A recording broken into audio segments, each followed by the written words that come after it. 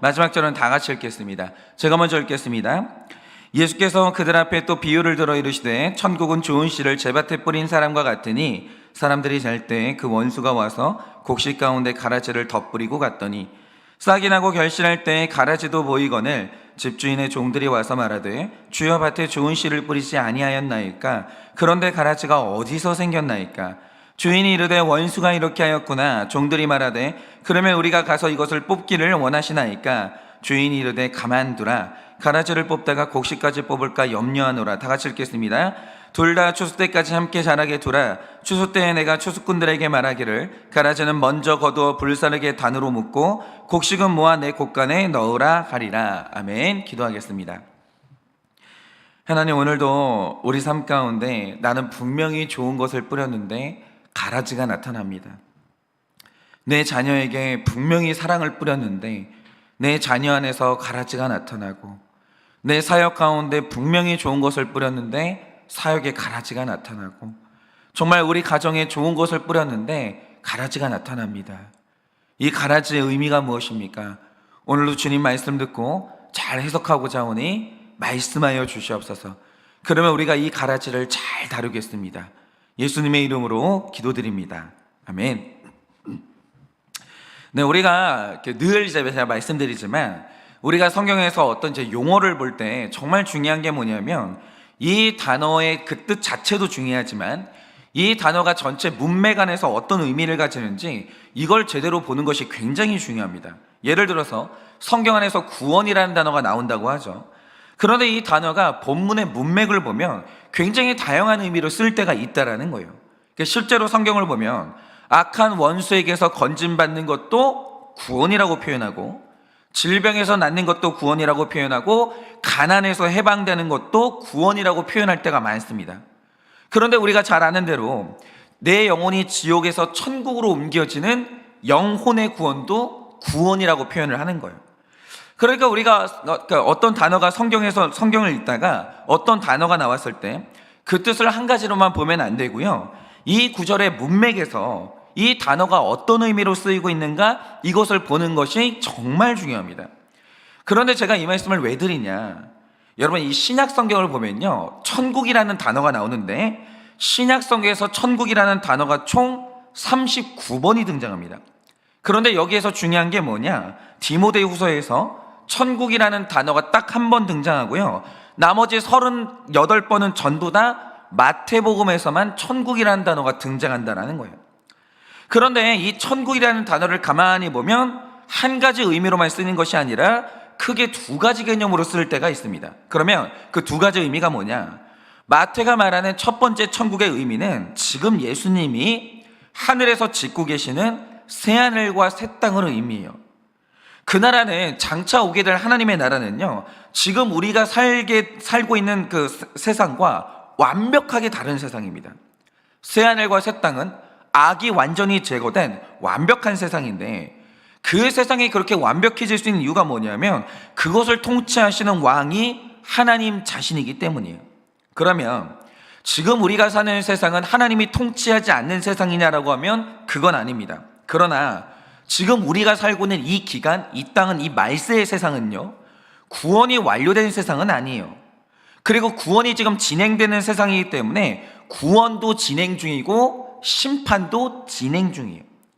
그래서 이 세상의 특징인데 그게 뭐냐, 이 세상은 분명히 예수 믿는 사람도 있고 성화가 된 사람도 있어요. 그러나 지금 이 땅에는 아직도 예수 안 믿는 사람도 있고 성화되지 않은 사람도 뒤엉켜 살고 있는 거예요.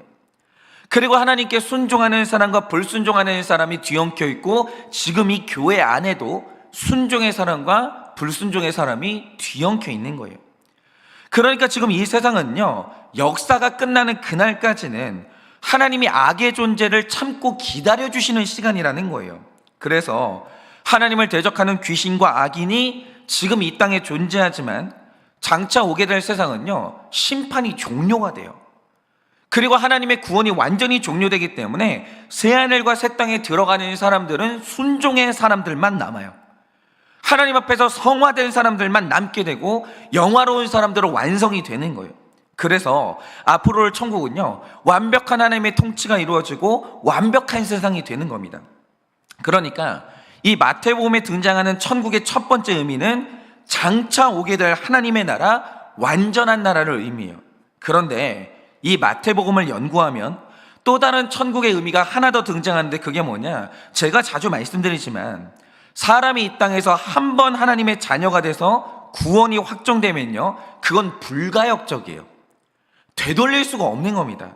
그래서 택함 받은 사람은 하나님이 끝까지 책임지시기 때문에 이 땅에서 택함 받고 천국으로 무조건 가요.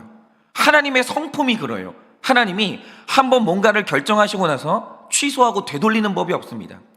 너는 나의 자녀야, 그럼 무조건 천국으로 끌고 가시는 거예요. 그것을 신학에서는 성도의 견인이라고 불러요. 그러나 천국에 가기까지는 우리는 다 이 땅에서 살아나야 되는 시간이 있는 거예요. 그런데 마태는요, 이미 이 땅에서 구원받은 택자가 이 땅에서 살아가는 시간까지도 전부 다 그걸 천국이라고 포함을 하는 거예요. 그러니까 마태복음 12장 28절을 보면 귀신이 떠나가는 순간 하나님의 나라가 이미 너희에게 임했다 이러거든요. 그러면 이 땅에서 지금 임한 하나님의 나라, 오늘 임한 천국이 뭐냐? 구원받은 택자가 이 땅에서 살아가는 모든 시간을 통틀어서 마태는 그것도 천국이라고 말하는 거예요. 그런데 오늘 말씀을 보면 또 천국이라는 단어가 등장하거든요. 그러면 오늘 말씀에서 말하는 천국의 뜻이 뭐겠습니까? 장차 오게 될 하나님의 완전한 나라를 의미하는 게 아니고요, 구원받은 택자가 이 땅에서 살아가는 인생, 그 시간들을 말하는 거예요. 그러니까 24절 말씀에서 천국은 좋은 씨를 제밭에 뿌린 사람과 같으니 라고 하는데, 이걸 다시 번역하면 택자의 인생이란 좋은 씨를 제밭에 뿌린 사람 같으니 이렇게 번역하면 되는 거예요.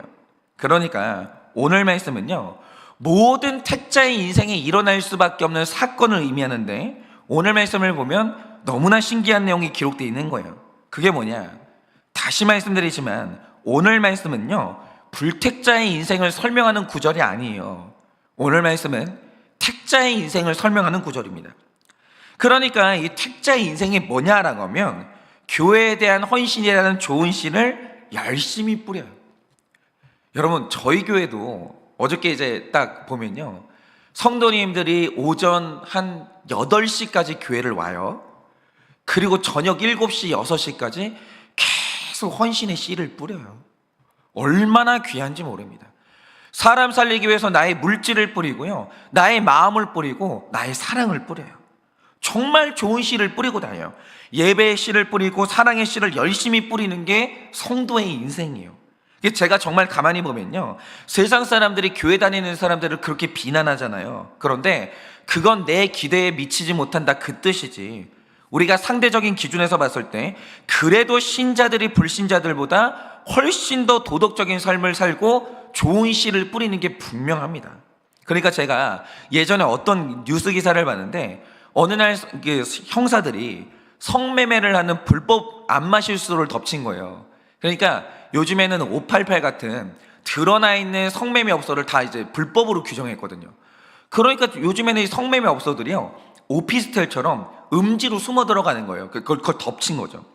그리고 이제 거기에 이제 고객 명단을 확보를 했는데, 형사가 직접 뉴스에 나와서 한 말이 뭐냐, 명단을 보니까요, 의사 있고 판사 있고 교수 있고 교사 있고 없는 직업군이 없어요. 다 있어요. 그런데 손님 명단 중에 성직자만 없더라는 거예요. 성직자만. 그러니까 세상이 교회를 욕하고 비난하지만 정말 모든 삶을 다 드러내고 우리가 비교했을 때 불신자가 성도보다 상식적이고 윤리적이냐고 하면 절대 그렇지 않아요. 자신할 수 있습니다. 그렇지 않아요. 그래도 예수님을 믿는 사람들이 이웃을 한 번이라도 더 도왔고요, 그래도 예수 믿는 사람들이 물질을 한 번 더 이타적으로 썼고 세상 사는 동안에 좋은 씨를 한 번은 더 뿌린 거예요. 저는 자신합니다. 분명히 말씀 들은 사람이 말씀 못 듣는 사람보다 나아요. 믿는 사람이 범사에 나아요. 그거 확신합니다. 그런데 보세요, 우리가 얼마나 기도 열심히 해요. 솔직히 말해서 기도라는 씨를 뿌렸고요, 봉사라는 씨를 뿌렸고요, 선행이라는 씨를 열심히 뿌렸어요. 그럼 우리가 그때 기대하는 게 뭐겠습니까? 뿌렸던 것들에 대한 좋은 열매만 기대하잖아요. 그런데 우리가 이 신앙생활하면서 살아갈 때 택자가 혼란을 겪는 이유가 뭡니까? 우리는 분명히 좋은 씨를 뿌렸거든요. 정말 우리 삶에 악한 것만 뿌렸습니까? 아니잖아요. 말씀 들으면요, 그래도 한 번이라도 순종하려고 좋은 씨를 뿌려요. 그런데 어느 날 정신 차려보잖아요. 그런데 우리 삶에 내가 뿌린 적이 없는 생각지도 않은 가라지가 막 자라나기 시작하는 거예요. 도대체 이게 어디에서 왔냐 이거죠. 물론 우리가 늘 알고 있듯이 오늘 내 삶에 나타나는 현상의 대부분들은 내 삶의 결론인 게 맞아요. 그런데 거기에 더해서 오늘 말씀이 말하는 게 뭡니까? 내 삶의 결론으로 나타나는 가라지 외에도 전혀 다른 가라지가 나타난다라는 거예요. 분명히. 혹은 전혀 모르는 가라지가 나타나는 거예요. 예를 들어서 어느 날 욥의 삶에 질병의 가라지가 나타나고 광풍이라는 가라지가 나타나서 자녀들을 쓸어버립니다. 자녀들이 한 명도 살아남지 못해요. 전부 다 몰살당해요. 강도라는 가라지가 나타나서 내 모든 가축을 죽이고 도둑질했거든요. 그런데 이 모든 게 욥의 삶의 결론이라고 하면 그건 아니에요. 그게 아니에요. 여러분, 우리가 내 삶의 결론이라고 말할 때 악한 것도 내 삶의 결론이거든요. 좋은 씨를 뿌렸으면 그 삶의 결론도 나타나는 거예요. 분명히. 욥이 근데 하나님 앞에 인정받은 의인이거든요. 이런 것들이 다 나타나는 거예요. 이게 전부 다 내 삶의 결론은 아니라는 거죠. 욥은 열심히 회개의 씨를 뿌렸고 거룩한 씨를 뿌렸어요. 그런데 뿌리지 않은 전혀 다른 가라지가 나타나는 거예요.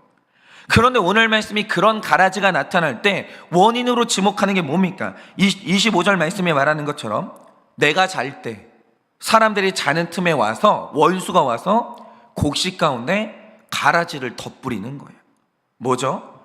여러분, 사람의 인생에서 일어나는 일은요, 인간이 자기가 살아온 삶의 결론들이 있어요. 분명해요. 그거 분명합니다. 그러나 우리의 삶에는 원수 사탄이 뿌리고 나간 그런 가라지도 있다는 거예요. 분명히 있어요. 오늘 말씀이 말하잖아요. 그런데 우리가 여기서 눈여겨봐야 될 고도의 신학적인 내용이 있어요. 그게 뭐냐? 자, 종들이 어느 날 밭에 좋은 씨를 뿌렸어요. 아니, 그렇죠. 내가 이 밭의 주인인데 내 밭에다가 안 좋은 씨를 뿌리는 사람이 어디 있어요? 그런 사람은 없죠. 좋은 씨를 뿌렸어요. 그런데 싹이 날 때쯤에서 종들이 밭에 가보니까 26절 말씀처럼 뿌리지도 않았던 가라지가 자라고 있는 거예요. 그런데 여기에서 잘 보세요. 이 가라지의 존재에 대해서 종들의 반응을 보면 이게 어디에서 왔는지 원인 파악을 못해요. 그런데 28절을 보면 이 가라지를 본 주인의 반응이 뭡니까? 놀라지를 않아요. 보더니 담담하게 하는 말이 뭐냐? 원수가 이렇게 하였구나. 이걸 알아요. 종들은 모르는데 주인은 알아요. 그러니까 28절 말씀에 등장하는 주인은 하나님을 의미하는데, 하나님은 종들이 밭에 씨를 뿌리는 그날부터 언젠가 원수가 와서 가라지를 뿌릴 걸 알았어요. 이미 예측하고 알고 있었어요. 그런데 너무나 흥미로운 사실이 뭐냐? 주인이 이미 알고 있었는데 막지 않아요. 원수의 활동을 막지 않아요. 바로 이게 우리 삶에 존재하는 악이라는 존재에 대한 의문인데, 제가 성경을 볼 때 신학적으로 정말 해석이 안 되는 부분이 하나 있어요. 성경을 보면 사탄이 등장하거든요. 근데 가장 먼저 등장하는 부분이 어디입니까? 인간이 죄를 지은 후에 등장하는 게 아니고요, 죄를 짓기 전에 에덴 동산에서 이미 사탄이 존재하고 있었어요. 그게 저는 너무 신기해요. 그러니까 제가 생각할 때 인간이 창조되기 이전에 이미 사탄이 에덴 동산에서 활개치고 있었어요. 그러니까 완전하다는 에덴 동산에서도 사탄이라는 가라지가 있었던 거예요. 근데 이상한 건 뭐냐? 이 사탄이 아담과 하와를 유혹하는데 하나님이 그걸 알고 있었거든요. 이 사탄이 가라지를 뿌릴 거 알고 있었거든요. 그런데 하나님이 막지 않아요. 그러니까 세상이 창조되기 한참 이전에 사탄은 이미 타락해서 귀신으로 변한 존재가 됐는데, 왜 하나님은 세상을 창조하신 이후에도 사탄의 존재를 그냥 뒀냐 이거죠. 창세 이전에 사탄을 이제 제거했으면 아주 좋았을 텐데 왜 하나님은 사탄의 존재를 제거하지 않냐 이거예요.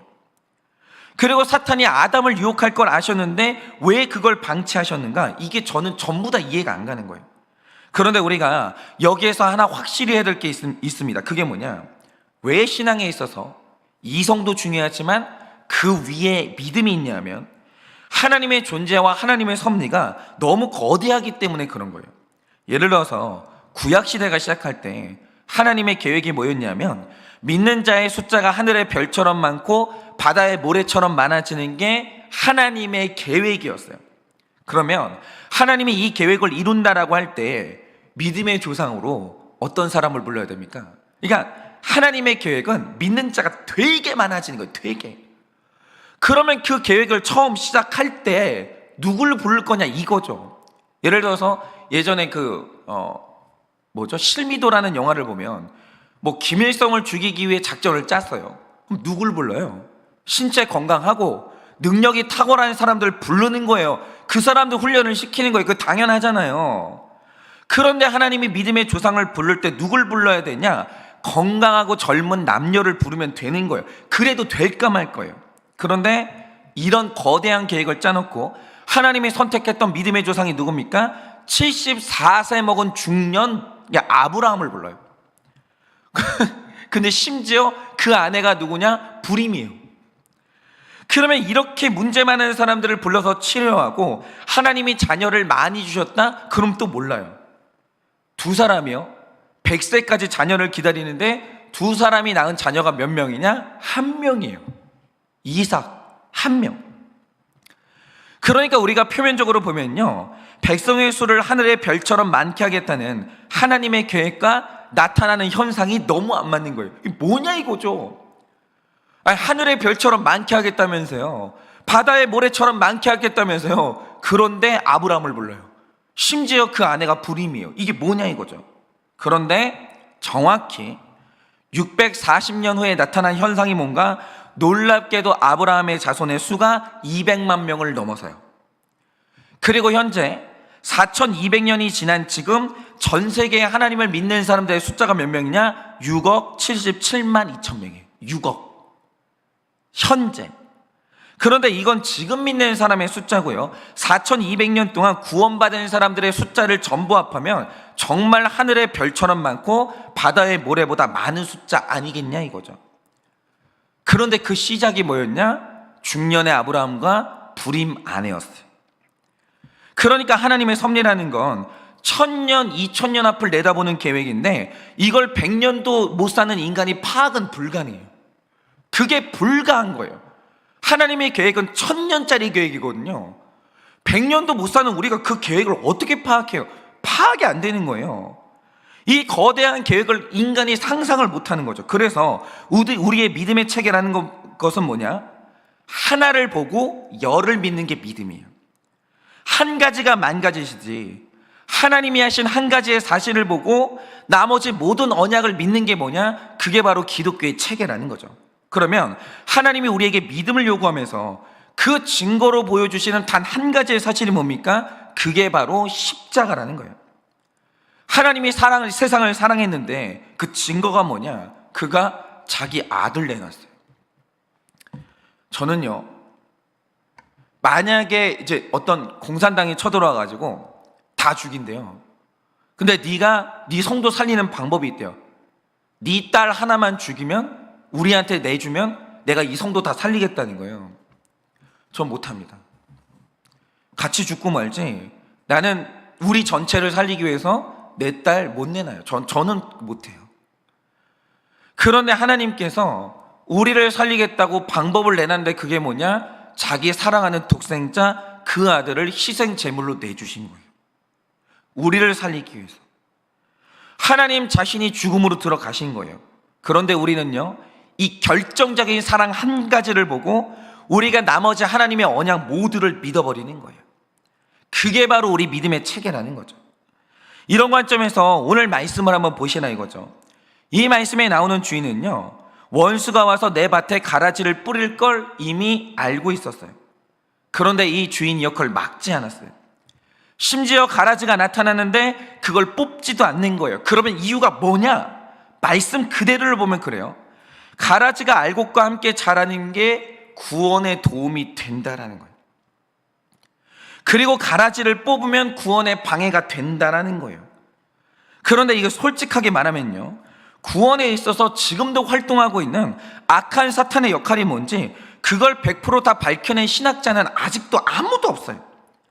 물론 계시는 지금도 점진적으로 드러나고 있기 때문에 시간이 지나면 이게 뜻이 드러나는 날이 올 수 있죠. 그러나 아직까지 왜 우리는 우리 구원에 사탄과 악이 필요한지, 왜 질병이 필요한지, 죽음이 필요한지 아직도 그게 명확하게 규명되지는 않았어요.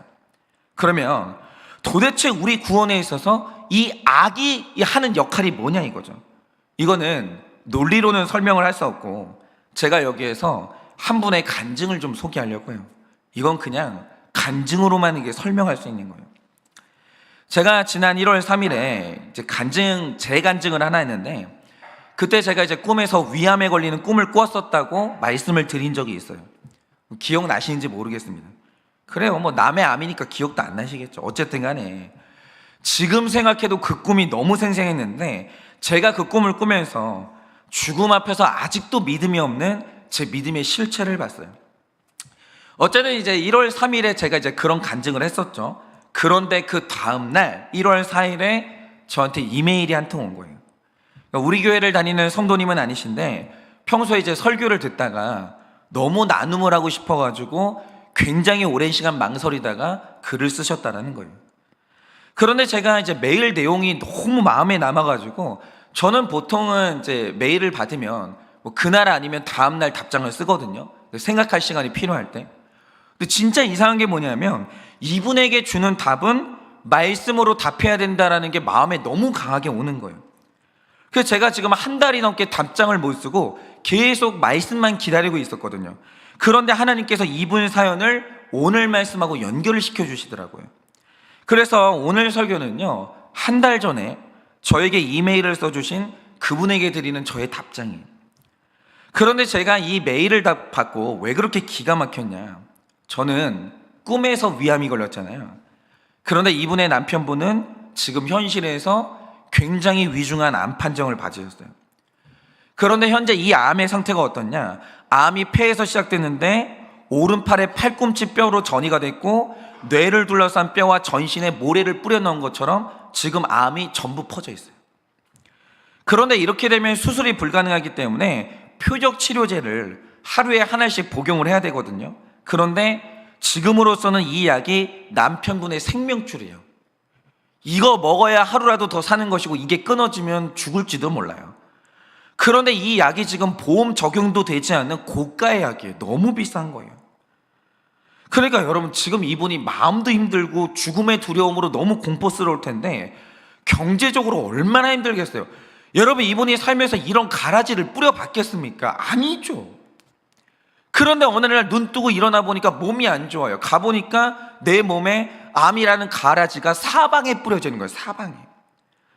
그러니까 여러분, 정말 이분이 이 성도로 살면서 말씀의 씨를 뿌렸고 기도 얼마나 했겠어요. 가족을 위해서 믿음의 씨를 뿌렸고 예배의 씨를 뿌렸겠죠. 그런데 이 땅에서 살아가는 우리의 삶이라는 게 뭐냐, 어느 날 원수가 오더니 우리가 자는 사이에 내 몸에 암세포라는 가라지를 뿌려버리는 거예요. 죽어라 그러면서 뿌리는 거예요. 그리고 어느 날 보니 내 인생의 밭에 이 가라지가 드러난 거예요. 의사를 통해서 암입니다, 이 소식을 들은 거죠.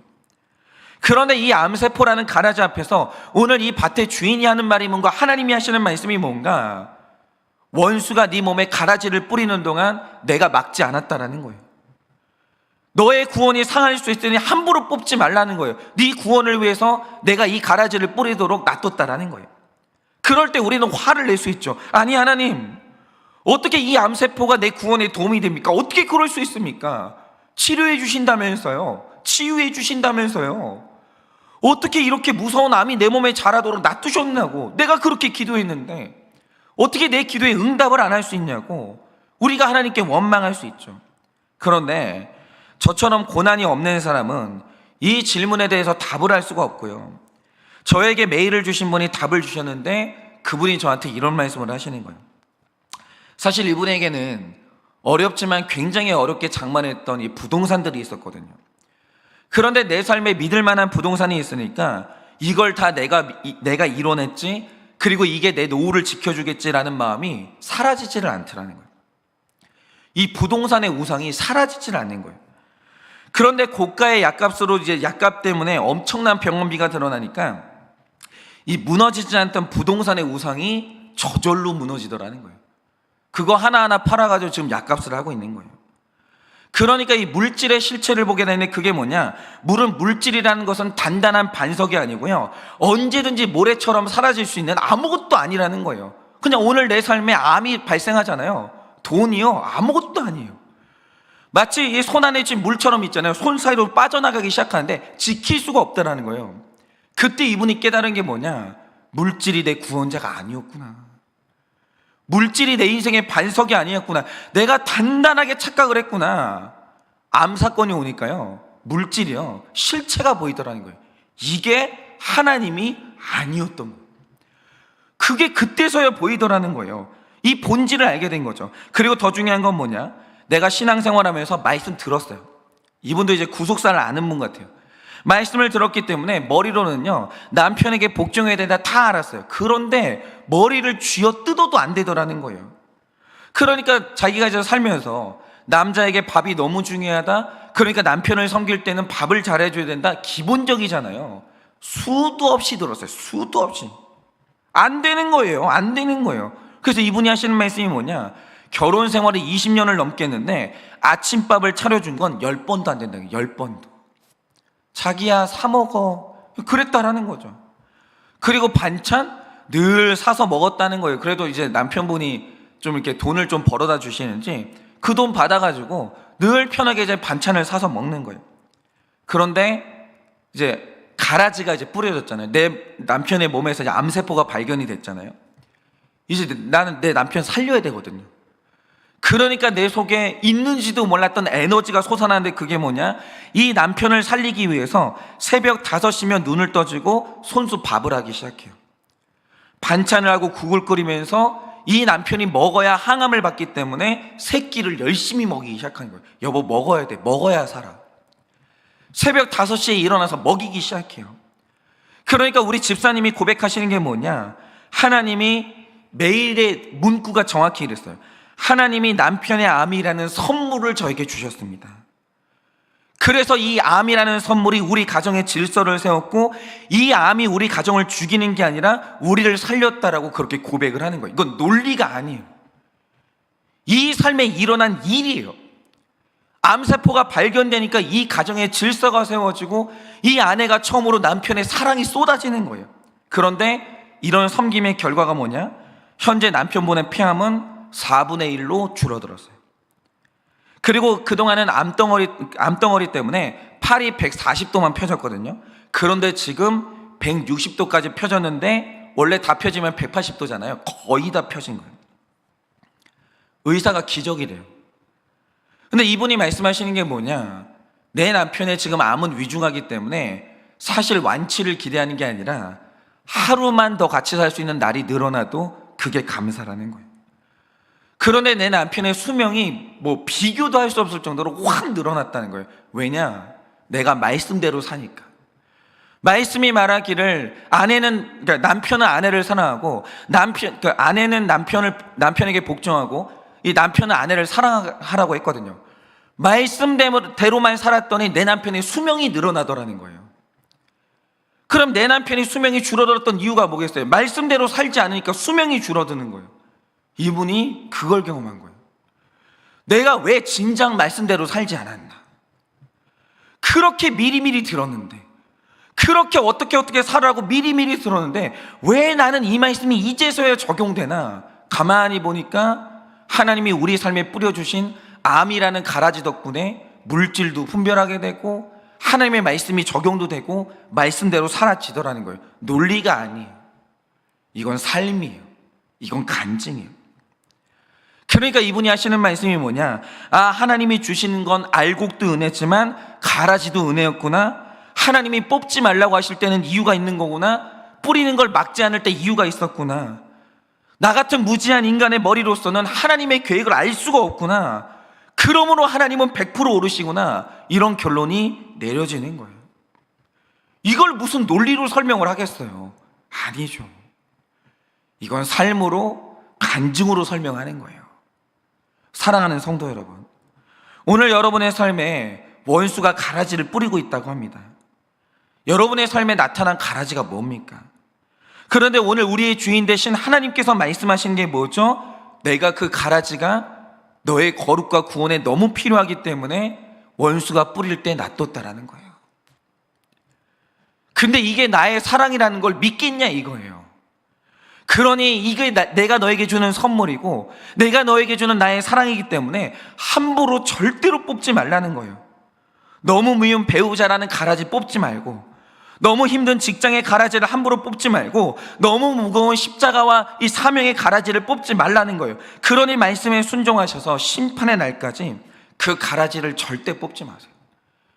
제 삶의 가라지가 뭔지 아십니까? 날마다 하는 큐티예요.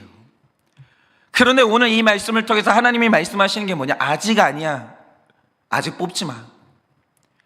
이게 네 삶의 고통인 것 같고, 오늘 이게 네 삶을 이제 번아웃 시키는 것 같아도, 아니, 이게 내가 네 삶에 주는 선물이야. 뽑지 마라고 하시는 거예요. 그래서 제가 오늘 말씀을 마치면서 하나 부탁드릴 것은, 이 간증해 주신 우리 집사님의 남편분을 저는 이름도 몰라요. 얼굴도 모르고, 우리 모두가 다 그렇죠. 근데 하나님은 아세요. 이 남편분의 건강을 위해 기도해 주시기 바랍니다. 왜냐하면 우리가 오늘 이분이 나눠준 선물을 듣고 오늘 말씀을 해석을 했잖아요. 성경은 분명히 질병이 낫기를 기도하라고 하셨기 때문에 반드시 나음을 위해서 기도를 해주시고, 우리 아내분께서 이 사명의 가라지, 질병의 가라지를 잘 감당하고 이 사역을 완성할 수 있도록 여러분 꼭 같이 기도해 주시기 바랍니다. 그리고 오늘 기도하실 때 여러분이 이 가라지의 의미를 해석할 수 있도록 그렇게 스스로 기도하시기 바랍니다. 자, 기도하고 축도함으로 마치도록 하겠습니다. 기도하겠습니다. 하나님, 정말 우리의 삶에 생각하지도 않았던 가라지가 나타날 때가 있습니다. 그런데 오늘 하나님께서 말씀하십니다.